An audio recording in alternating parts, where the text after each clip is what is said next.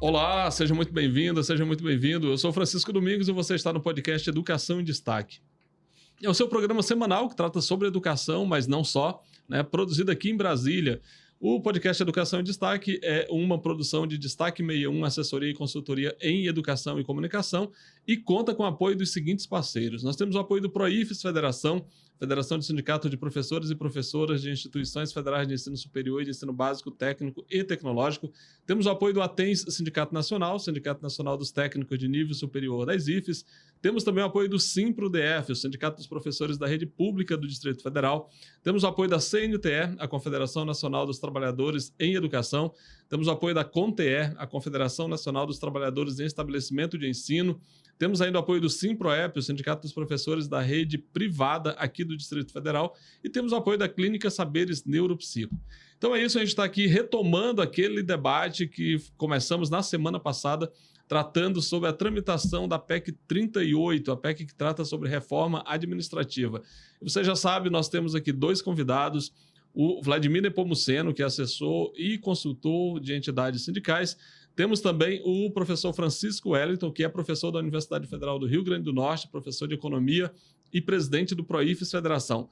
E na semana passada, quando a gente encerrou o assunto ali, nós falávamos sobre como que aparece o debate, a discussão sobre a estabilidade dos servidores e a avaliação desses servidores de acordo com o texto da PEC 38. Então, eu quero retomar essa conversa perguntando ao professor Francisco Wellington como é que, do ponto de vista do Proifes Federação, vocês discutem esse texto no que se refere à avaliação docente. Como é que vai se dar esse processo? Olha, na federação, primeiro eu quero dizer que quando a gente pegou o material e leu, muitos dos nossos ficaram de cabelo arrepiado, porque é uma coisa absurda.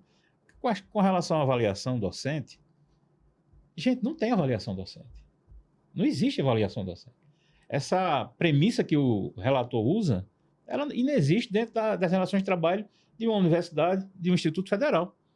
Nós já temos órgãos de controle, nossos departamentos e nossas instituições já fazem isso, tem resoluções sobre isso, são 69 universidades e 30 e tantos institutos federais, eles já fazem isso. Então, a avaliação acadêmica, a avaliação de serviço já é feita. O que o Pedro Paulo quer fazer é pegar isso tudo, desmontar isso tudo e inventou esse tipo de avaliação que é externa e é feita pelo setor privado. Então, olha, o setor privado, que tem uma lógica completamente diferente do setor público, na área de educação e saúde, por exemplo, não tem nada a ver. Porque um quer o lucro, o outro quer a melhoria da população, tanto da esfera da educação como da esfera da saúde. Então, na federação, o que a gente coloca é que a luta contra essa PEC, ela vai mais além, inclusive, das nossas próprios interesses. É o interesse das universidades e o interesse da própria nação. Porque quando você destrói o serviço público, você está destruindo um serviço que é prestado a milhões de brasileiros. Eles precisam do serviço público. Eles precisam das universidades onde está o grosso da pesquisa. Se isso é desmontado, quem é que vai fazer pesquisa nesse país? Devia perguntar ao Pedro Paulo. O senhor sabe que 90 e tantos % da pesquisa científica no Brasil é feita hoje pelas universidades, com a colaboração dos institutos federais? Não sabe. Aliás, sabe. Sabe muito bem. Porque é um campo e um mercado tão aberto que ele coloca essas instituições a comparecer na audiência pública, é uma coisa absolutamente grotesca, e elas estão ali de olho nesse mercado, que é o mercado da pesquisa, que vão ficar com elas, né? Vladimir, um ponto que eu acho que é importante, o professor acaba de levantar, que é a questão do atendimento ao público, né? A gente está falando de uma reforma administrativa e a gente discutiu aqui até agora do ponto de vista do servidor público. No entanto, a gente tem menos de 13 milhões de servidores públicos no Brasil, o que, diga-se, é até um número pequeno se comparado com os países da OCDE, por exemplo. E do ponto de vista da sociedade, de quem vai ser impactado pela reforma, porque à medida que você tem menos servidores, um servidor talvez com uma remuneração menor e tudo mais, como é que isso impacta na vida do cidadão? Não, primeiro é bom destacar que o número de servidores que se propõe é menor porque o serviço vai ser menor. O que eu tenho dito é o seguinte: o serviço vai deixar de ser do tamanho que é e não vai precisar da força de trabalho que tem. É simples. Se eu diminuo a quantidade de serviço, eu não preciso da quantidade de gente que tem.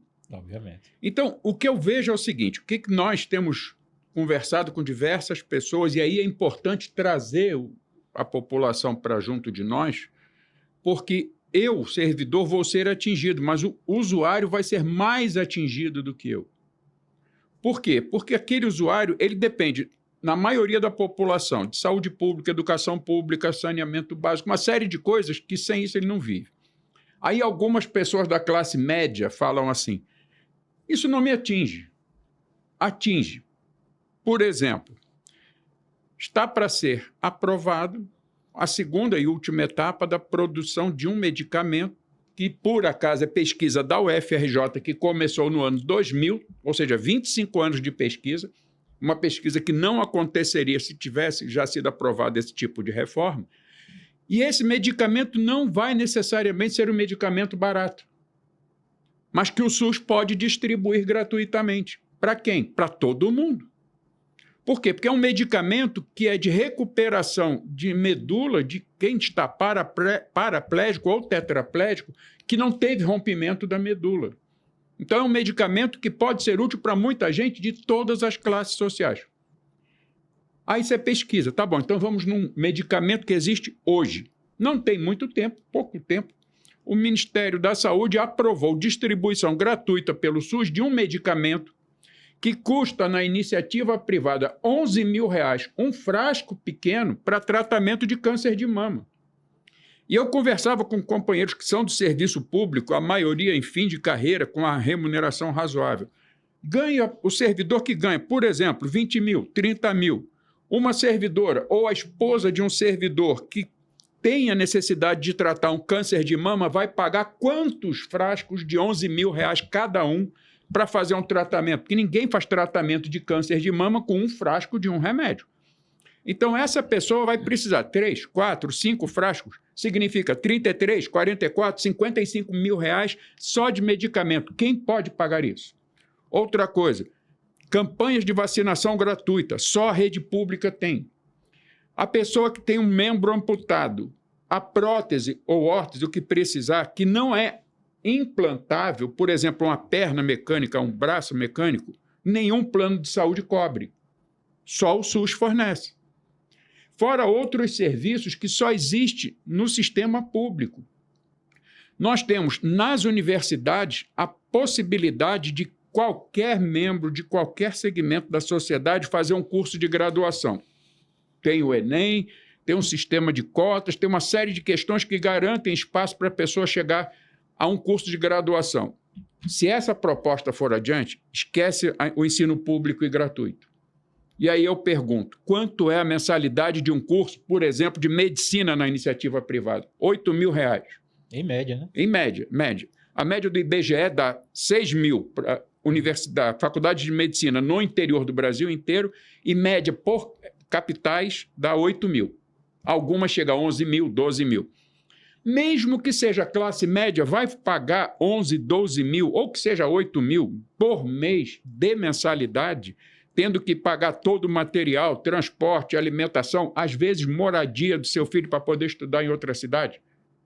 Ou seja, o custo do ensino vai se tornar tão alto, o custo da saúde vai se tornar tão alto, que apenas uma parte muito pequena da elite, não é nem a elite toda, vai ter acesso.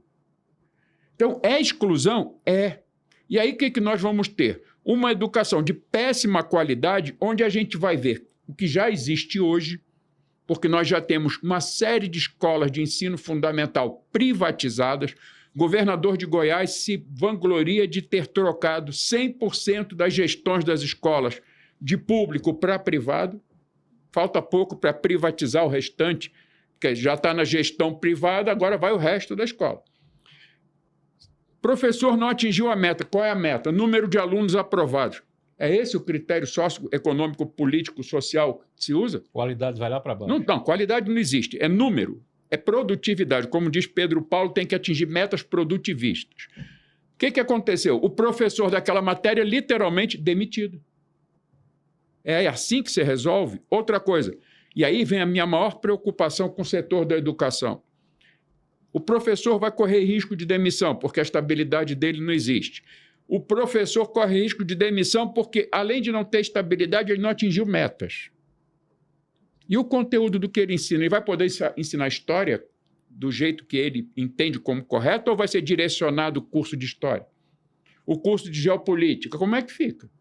Como é que eu vou ensinar a relação entre os poderes, entre os diversos estados, com alguém me dizendo, olha, não pode falar disso, tem que falar daquilo, não pode ter essa leitura, tem que ter outra leitura. Então você altera conteúdo da educação, a relação de trabalho dos profissionais da educação, tanto docentes quanto técnicos, que também terão que atingir meta. Qual é a meta de um técnico em uma universidade, no Instituto Federal?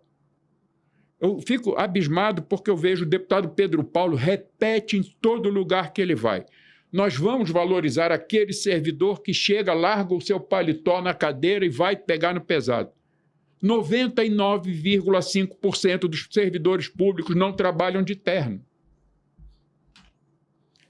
Eu queria saber se usam terno os servidores da FUNAI, do IBAMA, do ICMBio, da saúde, da educação, de todas as instituições federais. Ele não conhece o que é serviço público, ele quer trazer para cá um modelo privado, onde, e aí voltando na história, voltemos à década de 70, no auge da ditadura militar, quando se dizia o seguinte, o que nós precisamos é de rotatividade na administração pública. Temos que estar, abre aspas, renovando permanentemente. Quer dizer, você impede uma coisa que é fundamental no serviço público, que é a constituição de memória.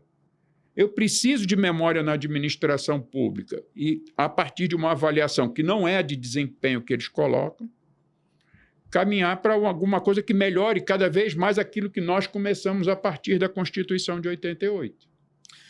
Professor Francisco Wellington, a gente sabe que o adoecimento mental entre os docentes, os trabalhadores da educação de modo geral, é um fato. A gente tem isso, inclusive, estudos que já mostram como que isso vem crescendo. A partir desse diagnóstico que o Vladimir nos apresenta aqui, dos impactos que esse texto da PEC 38 pode representar para os servidores públicos no campo da educação, considerando, então, essa variável aí do adoecimento mental. Como é que você imagina esse cenário?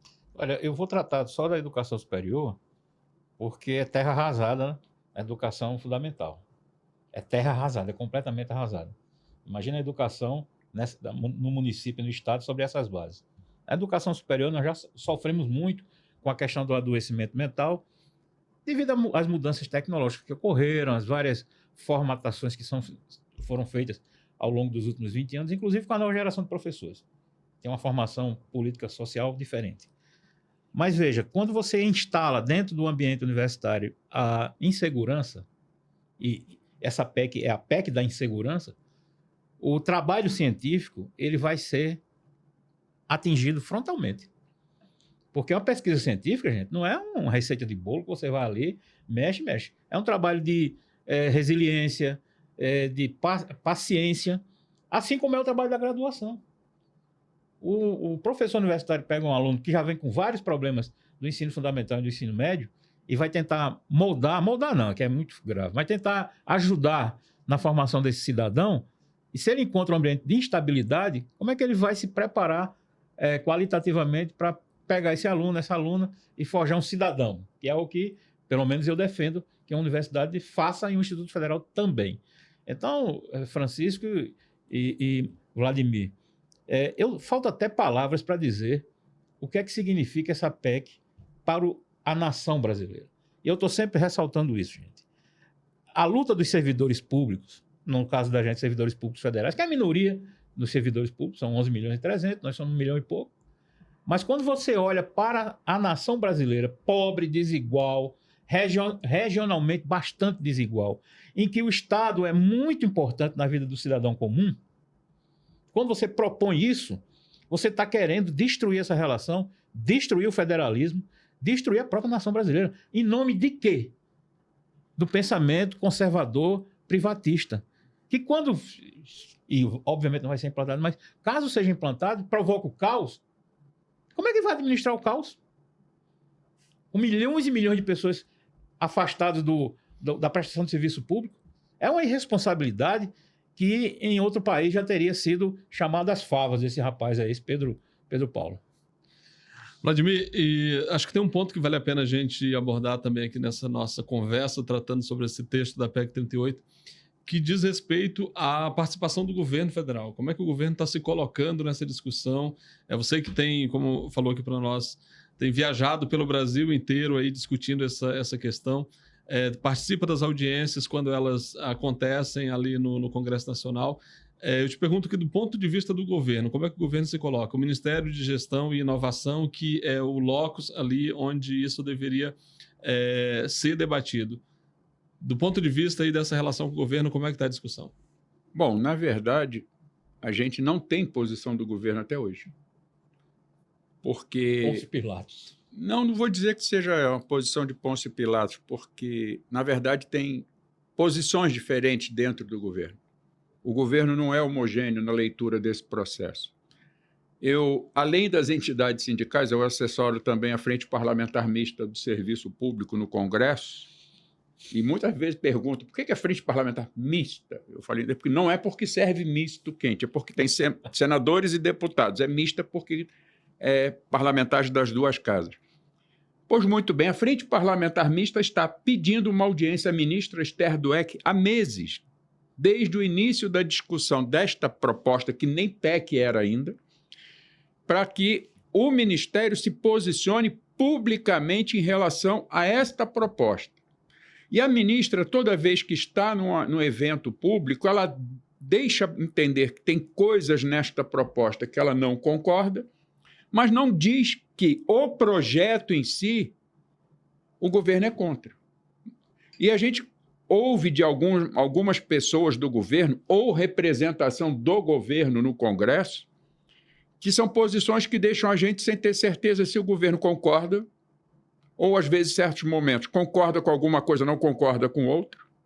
Ou, o que é pior, por exemplo, o líder do governo na Câmara, assim que foi publicizada essa proposta, publicou na sua rede social um elogio. Quando foram as entidades conversar com o líder, ele tirou essa postagem e colocou outra dizendo que precisa ser discutida. Pois eu acho que esta proposta não tem que ser discutida, ela tem que ser rechaçada, não cabe emenda. Só se for emenda supressiva. Suprima-se o texto inteiro. Pronto, resolve o problema. E tem uma coisa, o governo sabe que nós já temos, dos 171 deputados que apresentaram, que assinaram, e aí cabe uma observação, 171 é o número mínimo. Você tem propostas de emenda à Constituição que foram apresentadas com 200 assinaturas, 220, várias, 300 assinaturas, quando é bem consensual. Esta foi a fórceps atingido o número de 171, que é o mínimo.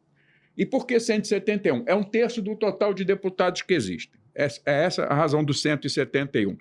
E desses, até ontem, nós tínhamos 21 deputados que retiraram suas assinaturas.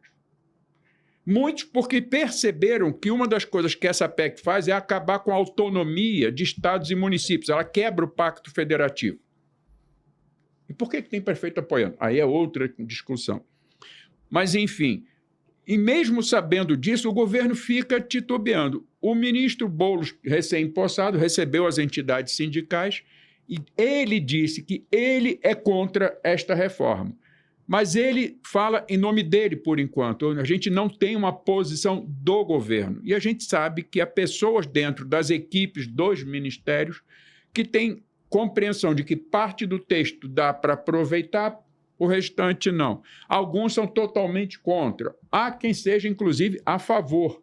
Então, o governo precisa tomar uma posição sua, majoritária, porque posição unânime nenhum governo tem, ainda bem que não tem, mas precisa tomar uma posição pública de dizer, somos contra a PEC 38, não queremos esta PEC, porque ela não atende nem o que o atual governo gostaria de pôr em prática, porque desmonta tudo aquilo que se pensa.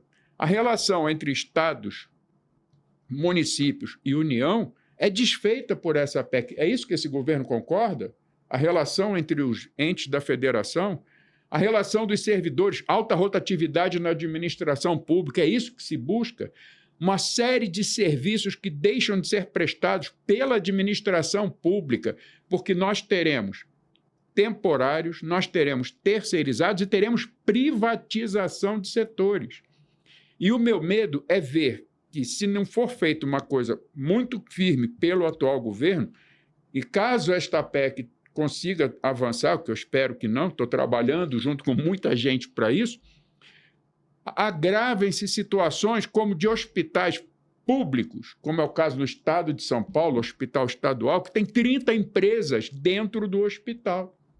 Já assumiram setores do hospital, que estão assumindo setores de escolas do ensino fundamental, universidades também. A ideia é pegar departamentos, é pegar pesquisa, é pegar desenvolvimento e começar a privatizar por pedaço. Faz contrato de gestão aqui, faz contrato de gestão ali. É isso que esse governo quer, então ele tem que se posicionar. Senão nós vamos ter uma população que já é atingida por poucos servidores. Você falava no início, nós temos menos que a média, nós temos metade da média da OCDE, que é média.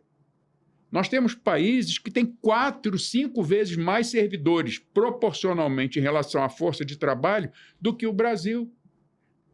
Então, a gente tem que ter claro que o governo precisa se posicionar. Não adianta você fazer um modelo de concurso que amplie a participação da população, que traz gente que não tinha acesso a um concurso público, se essas pessoas vão fazer concurso público e daqui a pouco vão ver as suas instituições entregues à iniciativa privada e ele perdendo direitos, perdendo situações que ele considerava que seriam garantias na sua vida de servidor público. Então, é preciso que o governo venha a público dizer a sua posição em relação a essa proposta.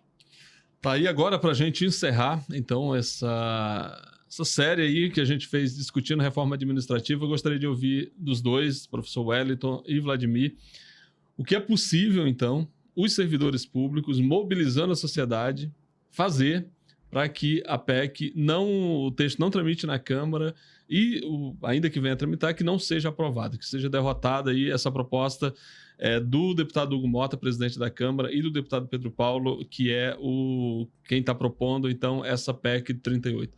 Nós tivemos no dia 29 de abril, ou 29 de outubro, uma manifestação em Brasília, nós falamos dela aqui no programa anterior, que reuniu ali aproximadamente 20 mil pessoas. Foi um grande ato, acho que ninguém esperava que tivesse aquela dimensão, e o que pode sinalizar que as pessoas estão tomando consciência e têm interesse em fazer esse enfrentamento. Então eu pergunto para os dois, começando com o Wellington, como é que a gente barra a PEC 38?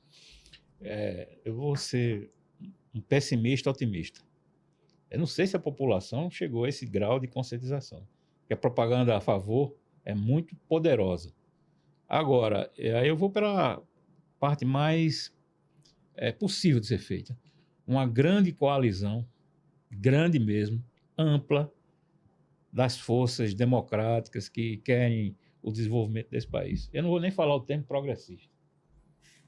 Grande coalizão das entidades, da sociedade civil, dos partidos políticos, para perceberem que o que está sendo posto aí, inclusive essa, não vou dizer omissão, mas essa não participação do governo, gera essa insegurança, inclusive no movimento. Então, esse movimento, eu não vou aqui com o velho discurso da unidade na luta, mas é o discurso da sobrevivência. Se não houver essa coalizão, na Europa tem uma tal de coalizão dos dispostos agora, né? Mas se a gente não fizer essa coalizão da sobrevivência e se passar essa reforma, essa PEC 38, em 5 anos nós teremos gravíssimos problemas de prestação de serviço no setor público. E é isso que a gente quer evitar. Por isso que eu acho que o caminho é esse, com todas as contradições que existem no movimento sindical.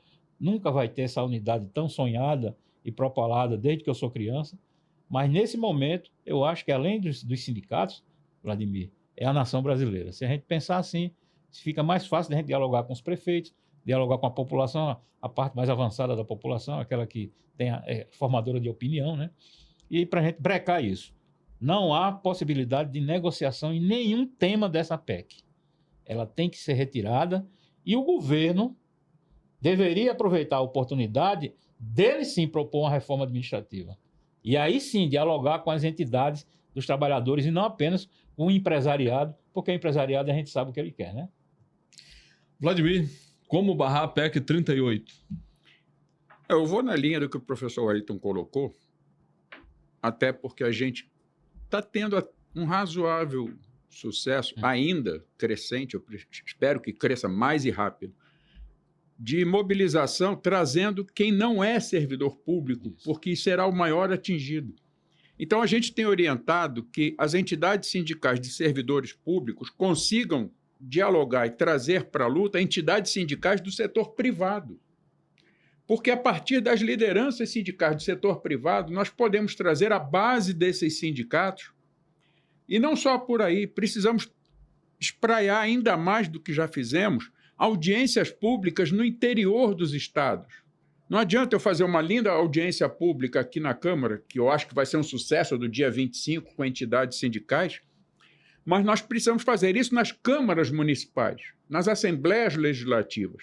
Eu tive semana passada na Assembleia Legislativa de Pernambuco. Tive em outros eventos promovidos pelo Legislativo, participei do evento na Câmara Municipal de Recife também, e de outros estados. A gente precisa fazer isso em todas as câmaras municipais. Não dá para fazer no município porque a Câmara não tem estrutura, faz regional. Por exemplo, nós temos estados que o limite da divisa do estado é muito longe da capital, faz várias. Corre o estado e trazendo a população junto. Nós precisamos, porque se nós temos pouco servidor e o serviço não é prestado a contento, a solução não é o que a iniciativa privada está propondo de destruir o serviço público. Nós precisamos manter o serviço público, investir no serviço público, dar melhores condições de atendimento à população, sem que ela precise pagar por isso. Porque se for adiante essa proposta, primeiro, não existe serviço público mais. E o pior do que isso, a população que tem hoje alguma coisa com qualidade, ou ainda que não seja qualidade desejada, vai deixar de ter tudo. Não vai ter mais nada. Não vai ter mais saúde, educação, não vai ter mais nenhuma assistência do ponto de vista de dar alguma condição de vida à população. Então, nós precisamos sair de dentro das nossas bolhas, trazer os sindicalistas do setor privado que se juntem a nós e, juntos, sindicalistas do setor público e privado, irmos para cima do parlamento, e aí eu falo parlamento nas 3 esferas, de deputados estaduais e vereadores também, conversar com o prefeito, porque se eu tiver um governo federal conservador, como eles propõem com essa proposta aqui, não vai adiantar eu eleger um prefeito ou um governador politicamente mais ligado às questões sociais, porque ele não vai ter mais estrutura para fazer o desenvolvimento de uma política social. Então, nós precisamos, juntos, setor privado e público, na área sindical, conversarmos com parlamentares nas 3 esferas, procurarmos as entidades que pegam todos os segmentos da sociedade brasileira, porque aí a gente derrota.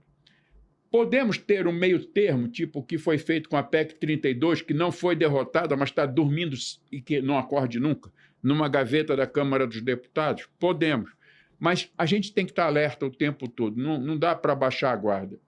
Então, a única solução é ampliar a participação, cobrar do governo federal um posicionamento, cobrar das lideranças políticas do Congresso, das assembleias legislativas e câmaras municipais que se posicionem, porque, por enquanto, está na mão de um grupo de parlamentares da Frente Parlamentar Mista no Congresso Nacional, de algumas lideranças estaduais nas assembleias, nas câmaras municipais também, mas nós precisamos de mais gente. Nós precisamos quebrar as diferenças que nós temos para poder conseguirmos impedir isso. Senão, a palavra caos vai ser muito repetida se essa situação se concretizar. Então, chegamos ao final aí desses 2 programas que discutimos reforma administrativa. Vladimir, muito obrigado pela presença aqui mais uma vez. Professor Wellington, obrigado. Palavras finais aí para o nosso público. Vamos nos unir, derrotar e ficar alerta, porque isso não vai parar por aqui. É isso, eu acho que a palavra que fica para nós hoje é de, no momento, organização e fortalecimento na resistência, combate e perseverança com vigília. Muito bem, então assim encerramos Para você que ficou com a gente até agora, muito obrigado por nos acompanhar aqui. E aí eu te peço, de novo, compartilha o link desses programas nas suas redes sociais, nos grupos de WhatsApp. Sabe aqueles grupos que você participa? Pode mandar, outra pessoa vai mandar também, vai repetir, mas isso é importante. Quanto mais gente tomar conhecimento do que está sendo discutido, do texto da PEC 38, mais gente certamente vai se engajar nessa luta, porque ela é destrutiva para o serviço público, não é os servidores públicos, é o serviço público, aquele que todos nós dependemos quando a gente vai ao posto de saúde tomar vacina, quando a gente depende de qualquer serviço, e são muitos os serviços que a gente depende. Então é isso, muito obrigado, até a próxima semana, quando a gente volta com mais uma conversa aqui no podcast Educação em Destaque. Até lá, um grande abraço, e só te peço mais uma vez, segue a gente aí nas redes sociais. Grande abraço, até a semana que vem.